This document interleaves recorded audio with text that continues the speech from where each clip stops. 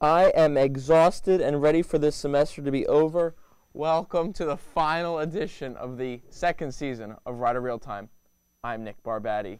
And for as tired and exhausted as I think we all are about this spring 2010 semester of classes, we still have a lot to talk about. This week's Rider News, you see, even the Rider News is calling it a year. The year in review here for Friday, April 30th. I can't believe the year has really gone by already. Even here, I have the Student Entertainment Council scrapbook for the entire year. I see some of the great events, and we're going to get into that. But just thinking that it feels like yesterday that we were in September talking about the American Music Awards and the VMAs and all those other kind of award shows and how this show has kind of evolved through the years. But today is back to basics. We got the old blue screen. We got the old table going. You know, it's just me. We don't have Jill like the first episode, even though this is kind of hearkening back to it. But, you know, we're going to get started. And like I said, we still have a lot to talk about. And this is the Year in Review edition. We're going to do some Ask Nick questions a little later. And we also have a live musical performance to send you out on a high note for this semester. But as we think back to this year, there's so many great things that we can look back on and think some of the great moments that the university has seen. I think we entered into the school year with a lot of excitement, and we think back to how nothing really ever turns out the way you assume it would. I think this year's Cranberry Fest will be remembered as the year when we got rained out, but not really. And, you know, when you do event planning, you have to assume that you have to have a contingency plan and also make decisions hours in advance, and we were convinced it was going to downpour on Cranberry Fest. Well, the likelihood is that it was probably too windy anyway to hold such an event outside, but still, to be able to say, hey, we got rained out, but oh, look, it's sunny. You know, that's kind of a funny image. We also would have assumed we would have had a Midnight Madness, which is probably the largest event on campus. And as everybody knows, suddenly there was the birth of Cranberry and White Night, because there was no Midnight Madness this year. But it was mini Madness, but with a lot more school spirit. And if I'm being candid, I think I liked Cranberry and White Night better than I liked Midnight Madness. Don't tell anybody that, though. We had, of course, as we've mentioned many times throughout the year on this show, the concert, the fall concert this year, with featuring Libby Frank, Nina Sky, and Sean Kingston, which was memorable for a lot of reasons. You guys cannot believe how crazy those events are to put on, and how much work there. So it was a success from a strictly organizational point of view. Now, it was also a success because we had a ton of people show up, and we had sold out for the first time of using strictly Rider students. And it was a tremendous, tremendous success. Years down the line, I have a feeling we'll remember it as the year that Rider was introduced to Libby Frank. I think she's going to be the real lasting impact of everything from that day, and I think she's got a big career ahead of her. I actually was just tweeting back and forth with her yesterday, talking about my suggestions for some songs she should cover. She says she loves my suggestions. She's going to try it out. I'm not sure I believe her, but thank you very much, Libby. Let's see how it turns out. Maybe you can come back and be on Real Time. You never know.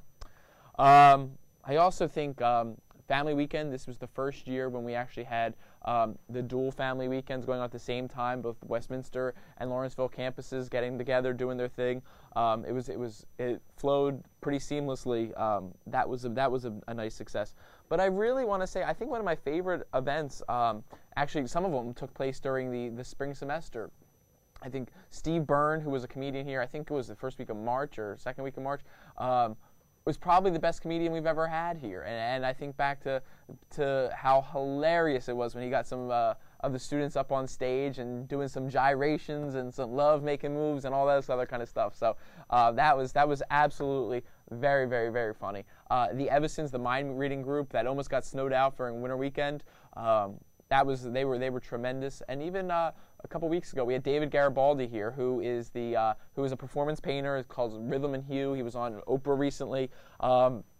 He did a series of 5 painting portraits live on stage. Took about 5 to 10 minutes each. He did Jay-Z, Rihanna, Michael Jackson, Martin Luther King, and Einstein. The Rihanna was the first time he's ever done Rihanna. He donated it to the school, so if you ever want to come visit the Rihanna and say, how you doing, come to my office, BLC 136, next to the ID office.